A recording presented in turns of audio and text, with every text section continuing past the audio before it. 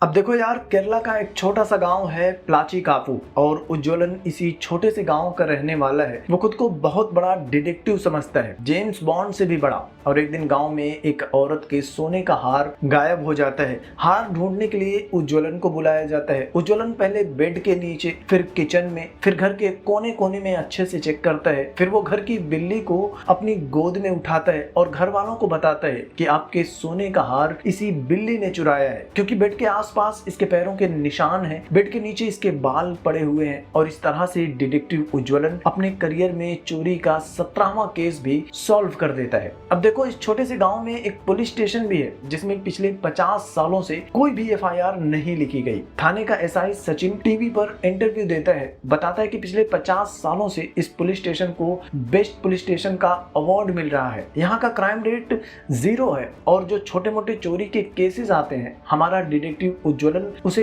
खुद ही सॉल्व कर देता है। टीवी पर पूरे दिन सचिन का यही इंटरव्यू चलता रहता है, लेकिन अगली सुबह इस पूरे गांव का माहौल ही बदल जाता है। रात में किसी अनजान आदमी ने स्कूल के प्रिंसिपल अशोकन का बड़ी बेरहमी से मर्डर कर दिया था। उसके सर पर हथौड़े से मारा गया था। एक मर्डर से पूरे गांव के लोग डर जाते हैं। पुलिस वालों को भी समझ में नहीं आ रहा था कि उन्हें आगे करना क्या है, मर्डर केस को कैसे इन्वेस्टिगेट करना है। तब सचिन अपने कांस्टेबल से उज्ज्वलन को बुलाने के लिए कहता है और यहाँ से डिटेक्टिव उज्ज्वलन की असली कहानी शुरू हो जाती है। फिल्म का नाम भी है डिटेक्टिव उज्ज्वलन, जो कि नेटफ्लिक्स पर अवेलेबल है। प्रेजेंट टाइम में one of the best mystery comedy movie है, तो आप लोग इस फिल्म को एक बार जरूर देखना। कमेंट करके बताना कि आपने ऑलरेडी इस फिल्म को देख लिया है या नहीं। आप लोग कमेंट करो और मैं कहानी पर वापस आता हूँ।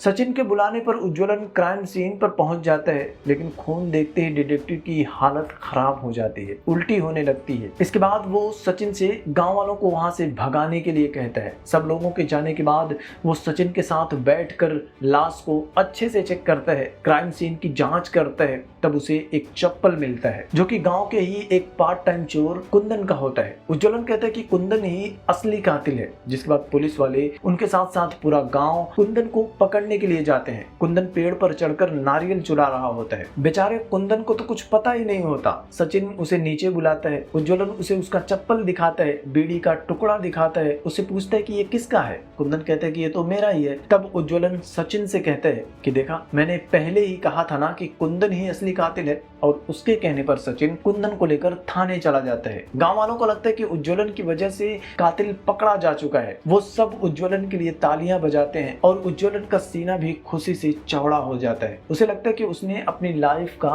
पहला मर्डर केस सॉल्व कर लिया है, लेकिन ये उसकी सबसे बड़ी भूल थी। कुछ दिनों तक गांव में सब कुछ शांत रहता है। फिर एक रात गांव में एक छोटा सा त्योहार था। पूरे गांव वाले एंजॉय कर रहे होते हैं। इसी बीच में एक आदमी अकेले ही पेशाब करने जाता है, तभी उसके सामने वो कातिल आ जाता है। उसने अपने चेहरे पर एक बड़ा सा स्केयरक्रो मास्क लगाया था, देखने में बहुत डरावना लग रहा था। वो कातिल उस आदमी के सर पर हथौड़े से वार करता है और मर्डर करके वहां से गायब हो जाता है। थोड़ी देर बाद पूरे गांव का माहौल बदल जाता है। पूरे गांव को पता चल जाता है कि फिर से एक आदमी का मर्डर हो गया है और ये मर्डर पहले वाले से भी ज्यादा ब्रूटल था। शरीर पर घाव भी ज्यादा था। मतलब जिसने भी ये मर्डर किया था उसने मर्डर को पूरी तरह से एंजॉय किया था। उज्ज्वलन ने जिसे कातिल बताया था कुंदन, वो भी जेल से भाग गया था। तो सचिन कहता है कि शायद उसी ने फिर से मर्डर किया होगा, लेकिन उज्ज्वलन कहता है कि नहीं, कुंदन असली कातिल नहीं है, मुझसे गलती हो गई थी, हमें और अच्छे से इन्वेस्टिगेट करना होगा। बैक टू बैक 2 मर्डर हो चुके थे। सीनियर ऑफिसर सचिन को बुलाता है, उसे डांटता है कि तुम लोग वहां कर क्या रहे हो, मर्डर पे मर्डर हो रहे हैं। इसके बाद वो केस को इन्वेस्टिगेट करने के लिए स्पेशल इन्वेस्टिगेशन ऑफिसर शंभू को भेज देता है। शंभू प्लाचिकापू आता है। गांव वाले उसका जोरदार स्वागत करते हैं। जिसके बाद शंभू गांव वालों से कहता है कि 1957 में अमेरिका में भी इसी तरह के मर्डर हो रहे थे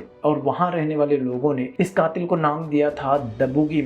हमारे इस कातिल का भी मर्डर पैटर्न बूगी मैन के जैसा ही है, लेकिन आप लोगों को घबराने की जरूरत नहीं है, मैं जल्द ही उसे पकड़ लूंगा। इसके बाद वो सचिन के साथ पुलिस स्टेशन चला जाता है। लेकिन शंभू का इस गांव में आना उज्ज्वलन को अच्छा नहीं लग रहा था, क्योंकि वो तो खुद को जेम्स बॉन्ड समझता है। उसे लग रहा था कि वो इस केस को अकेले ही सॉल्व कर लेगा। खैर इधर शंभू अपने इन्वेस्टिगेशन शुरू कर देता है। वो दोनों क्राइम सीन को एक बार फिर से चेक करता है, विक्टिम्स की बॉडी को फिर से एग्जामिन करता है। सचिन से कहता है कि दोनों मर्डर रात में 7 से 10 बजे के बीच में हुए हैं और दोनों विक्टिम्स अकेले ही घर से बाहर घूम रहे थे। तो अब से पूरे गांव में बता देना कि मार्केट की सारी दुकानें 6 बजे तक बंद हो जानी चाहिए। कोई भी 6 बजे के बाद अपने घर से बाहर नहीं निकलेगा। सचिन उसके ऑर्डर का पर्चा छपवाता है और मार्केट में चिपकाने पहुंच जाता है। उज्ज्वलन के मम्मी पापा भी मार्केट में एक दुकान चलाते थे। उज्ज्वलन भी दुकान पर होता है। वो पर्चा चिपकाने से मना कर देता है, कहता है कि तुम लोग कातिल को पकड़ने के बजाय ये सब क्या फालतू के काम कर रहे हो। लेकिन उज्ज्वलन की माँ मामले को संभालती है और पर्चा लेकर दुकान पर चिपका देती है। खैर कुछ दिन तक इसी तरह से चलता रहता है। फिर एक दिन शंभू उज्ज्वलन के पापा नारायण कुट्टी से मिलने के लिए उसके घर आता है। दरअसल सबसे पहले जिसका मर्डर हुआ था अशोकन, उसकी वाइफ ने शंभू को बताया था कि उस रात अशोकन नारायण कुट्टी के पास जाने के लिए घर से निकला था। नारायण कुट्टी शंभू को बताता है कि हम दोनों रात में कभी कभी साथ में पीने बैठ जाते थे, शायद इसलिए वो मेरे घर आ रहा था, लेकिन मुझे इस बारे में कुछ पता नहीं है। इसके बाद शंभू पूछता है कि जिस रात दूसरा मर्डर हुआ था तब आप कहाँ थे, और उसका सवाल सुनकर उज्ज्वलन भड़क जाता है। वो शंभू से कहता है कि आप मेरे पापा को कातिल समझ रहे हैं। उस रात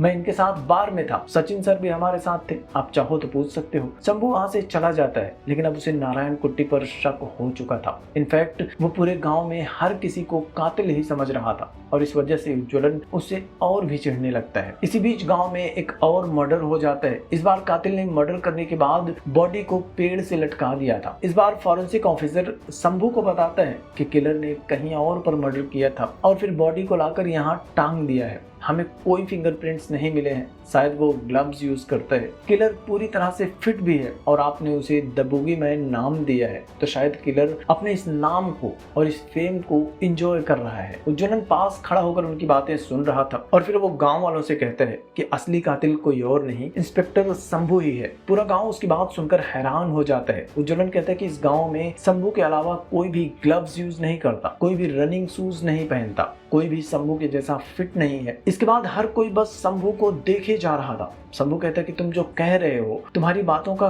कोई मतलब नहीं है। ग्लव्स की जगह पर कोई कपड़ा भी यूज किया जा सकता है, रनिंग शूज मार्केट में जाकर खरीदा जा सकता है, और रही फिटनेस की बात तो तुम्हारे पापा नारायण कुट्टी भी पूरी तरह से फिट हैं। गांव वालों को कुछ भी समझ में नहीं आ रहा था कि आखिर यहाँ चल क्या रहा है। यहाँ तो दोनों एक दूसरे पर ही इल्जाम लगा रहे हैं, लेकिन गांव में जो मर्डर हो रहे हैं उसका असली कातिल है कौन, उसे कैसे पकड़ा जाएगा। इसके बाद गांव वाले शंभू और नारायण कुट्टी दोनों को शक की नजरों से देखने लगते हैं। उज्ज्वलन भी शंभू को ही असली कातिल मानता है और उसके ऊपर नजर रखने लगता है। इधर शंभू भी नारायण कुट्टी को ही असली कातिल मानता है और गांव वालों से नारायण कुट्टी के बारे में पूछताछ करने लगता है। गांव वाले बताते हैं कि नारायण कुट्टी अपनी जवानी में थोड़ा बहुत शरारती तो था, गुस्से वाला था, लेकिन फिर उसकी शादी हो गई तो धीरे धीरे उसमें बदलाव आने लगा, और जब उज्ज्वलन पैदा हुआ उसके बाद से तो नारायण कुट्टी सीधा साधा इंसान बन गया, बस अपने काम से काम रखता है। गांव में किसी को भी उससे कोई शिकायत नहीं थी। फिर कुछ दिनों के बाद शंभू एक बार फिर से गांव वालों को पुलिस स्टेशन में इकट्ठा करता है। उनसे कहता है कि कातिल को पकड़ने के लिए हमें थोड़ा और टाइम चाहिए। जैसा कि मैंने पहले ही कहा था, कातिल सिर्फ उन्हें मार रहा है जो रात में अकेले गाँव में घूम रहे होते हैं, तो आप लोग 6 बजे के बाद घर से बाहर ना निकले। गाँव वाले परेशान हो जाते हैं, पूछते हैं कि आखिर ये सब कब तक चलता रहेगा सर। तब शंभू कहता कि देखो, कातिल कोई बाहरी नहीं, इसी गांव का रहने वाला है और इस वक्त वो हमारे बीच मौजूद भी हो सकता है। और ये सुनते ही गांव के सारे लोग नारायण कुट्टी की तरफ देखने लगते हैं। शंभू कहता है कि जब तक कातिल पकड़ा नहीं जाता तब तक आप लोगों को थोड़ा सावधान रहना होगा। सब लोग वापस घर जाने लगते हैं, लेकिन गांव का कोई भी आदमी नारायण कुट्टी के साथ नहीं जाना चाहता था। सब लोग उसी के ऊपर शक कर रहे होते हैं और नारायण कुट्टी को इस बात से बहुत तकलीफ होती है। वो अपने बेटे उज्ज्वलन के पास आता है, उसे सब कुछ बताता है और कहता है कि बेटा, किसी भी तरह से तुम्हें उस कातिल को ढूंढना ही होगा। उज्ज्वलन कहता है कि मैं इसी काम पर लगा हूँ। उसने कुंदन को ढूंढ लिया था। वो कुंदन को अपने घर लेकर आता है। घर पर उसका एक friend Kurian, police officer Sachin और नारायण कुट्टी सब लोग मौजूद होते हैं। तब कुंदन उनके सामने बताता है कि उसने तीसरा मर्डर होते हुए अपनी आंखों से देखा है। अब इन लोगों को पता चल जाता है कि कुंदन कातिल नहीं है, लेकिन उज्ज्वलन अब भी शंभू को ही कातिल मान रहा था। तो वो इन सब के साथ मिलकर एक टीम बनाता है ताकि शंभू की सच्चाई सामने ला सके। शंभू पुलिस स्टेशन में होता है, तब उज्ज्वलन के कहने पर कुंदन शंभू के घर में घुस जाता है। वो कुछ ऐसी चीजें ढूंढ रहा था जिससे शंभू ही कातिल है ये साबित किया जा सके, लेकिन कुंदन को कुछ भी नहीं मिलता। इसके बाद उज्ज्वलन रात में कुंदन से शंभू के ऊपर नजर रखने के लिए कहते हैं और खुद अपने फ्रेंड कुरियन के साथ रात में 7 बजे के बाद क्राइम सीन पर कोई नया सुराग ढूंढने के लिए जाता है। लेकिन चलते चलते दोनों एक दूसरे से अलग हो जाते हैं। उज्ज्वलन अकेला डर रहा होता है और तभी उसके सामने आता है वो कातिल। उज्ज्वलन उससे बचकर भागने की कोशिश करता है लेकिन गिर जाता है। कातिल उसके सीने पर बैठ जाता है। उसके राइट हैंड में हथौड़ा था। वो उज्ज्वलन को मारने वाला होता है लेकिन तभी कुरियन की आवाज आ जाती है। वो उज्ज्वलन को ढूंढ रहा था। अब देखो, कातिल सिर्फ उनका शिकार करता था जो अकेले होते थे और कुरियन की आवाज सुनकर कातिल समझ जाता है कि ये अकेला नहीं है, तो उज्ज्वलन को छोड़कर वहां से भाग जाता है। उज्ज्वलन भी घर आ जाता है लेकिन आज वो मरते मरते बाल बाल बचा था तो उसकी फट रही होती है। कुंदन कहता है कि इस पूरे टाइम में शंभू तो अपने घर में ही था और अब उज्ज्वलन को भी यकीन हो जाता है कि शंभू भी कातिल नहीं है। वो गलत इन्वेस्टिगेट कर रहा था और उसे कुछ और सोचना होगा। आगे की जांच में शंभू और उज्ज्वलन दोनों को कुछ और बातें पता चलती है, जैसे कि पहला और तीसरा जो मर्डर हुआ था दोनों एक ही जगह पर हुआ था और 2 किलोमीटर के रेडियस में तीनों मर्डर हुए थे और गाँव में आने जाने का रास्ता भी उसी तरफ था। अब शंभू उस एरिया में जो घर थे उनमें जांच करना चाहता था लेकिन इसमें खतरा था। डर था कि अगर कातिल को पता चल गया तो वो सारे एविडेंस मिटा देगा। उज्ज्वलन सचिन से कहता है कि कातिल एक साइकोपैथ है और 1965 वाले बूगीमैन किलर से इंस्पायर्ड है, तो जब तक कातिल मिल नहीं जाता हमें गांव वालों को भी बचाना होगा। वो सचिन को अपना नया प्लान समझाता है कि कल तुम पुलिस स्टेशन में शंभू को एडवाइस देना कि जब तक कातिल मिल नहीं जाता पुलिस वालों को 2-2 का ग्रुप बनाकर रात में पेट्रोलिंग करनी चाहिए। अगले दिन सचिन पुलिस स्टेशन जाता है और जैसा कि उज्ज्वलन ने उससे कहा था शंभू को पेट्रोलिंग का आइडिया दे देता है। शंभू भी 2-2 का ग्रुप बनाकर पुलिस वालों से रात में पेट्रोलिंग करने के लिए कहता है। अब एक तरफ कातिल अपना नया शिकार ढूंढ रहा था तो दूसरी तरफ पुलिस वाले भी पेट्रोलिंग कर रहे होते हैं। फिर एक रात कुछ ऐसा होता है जैसे कि पूरे इलाके में एक नई दहशत फैल जाती है। होता दरअसल ऐसा है कि 2 पुलिस वाले अजयन और कुट्टन एक साथ पेट्रोलिंग पर होते हैं। तभी कुट्टन के पेट में कुछ गड़बड़ महसूस होती है। वो अजयन को अकेला छोड़कर हल्का होने के लिए चला जाता है। एट द सेम टाइम कातिल भी वहां आ जाता है। अजयन के रूप में उसे अपना नया शिकार मिल जाता है और वो अजयन को जान से मार देता है। पुलिस डिपार्टमेंट और पूरा गांव हर कोई शॉक्ड हो जाता है कि कातिल पुलिस वालों को मार सकता है तो आम आदमी को तो चुटकियों में मसल देगा। सीनियर ऑफिसर भी शंभू को कॉल करता है, उसे डांटता है, कहता है कि तुम्हारे पास बस 1 हफ्ते का समय है, अगर कातिल नहीं मिला तो तुम अपनी नौकरी छोड़ देना। अजयन की मौत से उज्ज्वलन भी सदमे में होता है। वो शंभू के पास जाता है, उससे सॉरी बोलता है, बताता है कि पेट्रोलिंग का आइडिया मेरा था लेकिन मैं नहीं जानता था कि ऐसा कुछ हो जाएगा। शंभू उससे कहता है कि कोई बात नहीं, लेकिन ये वक्त अफसोस करने का नहीं है, हमें कातिल को पकड़ने के लिए कुछ तो अलग करना होगा। और अब यहाँ से उज्ज्वलन और शंभू दोनों एक ही टीम में आ जाते हैं और अब वो दोनों मिलकर कातिल को पकड़ने के लिए एक नया प्लान बनाते हैं। उज्ज्वलन कहता है कि कातिल अपने बूगीमैन नाम को, इस फेम को एंजॉय कर रहा है, तो एक फेक मर्डर से हम उसके इस फेक फेम को डिस्ट्रॉय कर देते हैं। अब देखो, गांव में हर कोई बूगीमैन से डरता था सिवाय इस आदमी के, तो शंभू और उज्ज्वलन मिलकर इसके फेक मर्डर का प्लान बनाते हैं। कातिल जिस पैटर्न पर लोगों का मर्डर करता था इस आदमी के शरीर पर उससे मिलता जुलता जख्म लगा देते हैं, दवा सुंघाकर बेहोश कर देते हैं। गांव वालों को लगता है कि कातिल ने इसे भी मार दिया है, लेकिन फिर गांव वालों के सामने ही आदमी होश में आ जाता है और प्लान के मुताबिक उज्ज्वलन और उसके साथी गांव में अफवाहें उड़ाने लगते हैं कि कातिल अब उतना सटीक नहीं रहा, उसका हाथ कमजोर हो चुका है। और जैसा कि उज्ज्वलन का प्लान था, कातिल अपने बारे में अफवाहें सुनकर चिढ़ जाता है और कातिल इस आदमी को ढूंढ निकालता है। रात में अकेले उसका पीछा करता है। भागते भागते ये आदमी एक जगह पर रुक जाता है। उज्ज्वलन और उसके साथी यहाँ पहले से ही घात लगाकर बैठे थे। वो सब कातिल को घेर लेते हैं। कातिल पकड़ा जाता है। उज्ज्वलन उसके चेहरे से मास्क उतारता है तो कातिल का असली चेहरा देखकर हर कोई शॉक्ड हो जाता है, क्योंकि वो कोई और नहीं, लोकल न्यूज चैनल का एंकर जोमन होता है। शंभू उसे पकड़कर थाने लेकर आ जाता है। उससे पूछताछ शुरू हो जाती है। तब जोमन उन्हें अपनी कहानी सुनाना शुरू करता है और फ्लैशबैक में हम देखते हैं कि जोमन के पैदा होते ही उसकी मां मर गई थी। जोमन के पापा ही उसे अपनी पत्नी की मौत का जिम्मेदार मानते थे, तो वो हमेशा जोमन को एक कमरे में ही बंद करके रखते थे, डांटते थे, मारते थे, ठीक से खाना भी नहीं देते थे। कमरे से बाहर भी नहीं आने देते थे। गांव वालों को पता भी नहीं था कि जोमन जैसा कोई लड़का इस दुनिया में एग्जिस्ट भी करता है। जोमन के पापा गांव में मटन बेचने का काम करते थे और फिर एक दिन उनकी लाइफ में एंट्री होती है मास्टर की। वो खिड़की से जोमन को बंद कमरे में देख लेता है। जोमन के पापा से रिक्वेस्ट करता है कि बंद कमरे में ही सही, लेकिन मुझे उन्हें पढ़ाने का मौका तो दो। जोमन के पापा मान जाते हैं और जिंदगी में पहली बार जोमन किसी दूसरे इंसान से यानी कि मास्टर से बात करता है। मास्टर रोज आकर उसे पढ़ाना शुरू कर देता है। सालों बीत जाते हैं, जोमन बड़ा हो जाता है। फिर एक दिन मास्टर जोमन को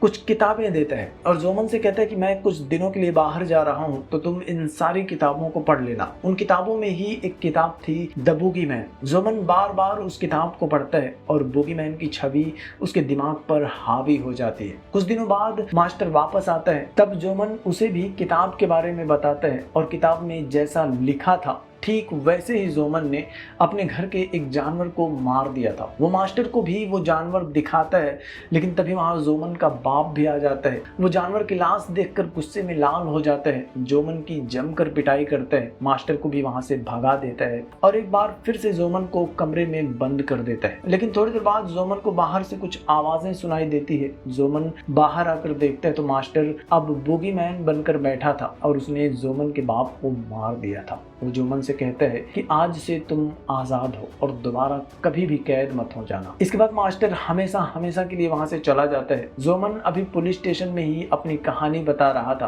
कि तभी खबर आती है कि गांव में एक और मर्डर हो चुका है। उज्ज्वलन और शंभू वहां जाते हैं और इस बार कातिल ने दीवार पर उनके लिए एक मैसेज छोड़ा था। उसने लिखा था कि 10 बजे से पहले अगर जोमन को रिहा नहीं किया तो हर घंटे मर्डर होते रहेंगे। अब इस दूसरे कातिल को पकड़ने के लिए उज्ज्वलन एक नया प्लान बनाता है। वो पूरे गांव वालों को अपने अपने घरों में रहने के लिए कहता है। फिर वो शंभू से कहता है कि कातिल ने वार्निंग दी है तो अपना अगला शिकार ढूंढने के लिए बाहर जरूर आएगा, लेकिन जब गाँव का कोई भी आदमी बाहर नहीं रहेगा तो वो किसी न किसी के घर में घुसकर ही अपना शिकार करेगा। गाँव में 6 ऐसे घर हैं जो गाँव से थोड़ा बाहर है, आइसोलेटेड है, तो कातिल उनमें से ही किसी एक घर को टारगेट कर सकता है। हमें कातिल को वहीं पर ढूंढना चाहिए। दूसरी तरफ हम कातिल को देखते हैं, वो किसी के घर में घुसकर सबको मारने वाला होता है, लेकिन आखिरी मोमेंट पर शंभू वहां पहुंच जाता है। वो कातिल को रोक लेता है, उसकी जमकर धुलाई करता है। पता चलता है कि वो कातिल कोई और नहीं, असली जोमन था। और इससे पहले पुलिस वालों ने जिसे पकड़ा था वो जोमन का जुड़वा भाई था। उसने भी जोमन के साथ साथ बचपन का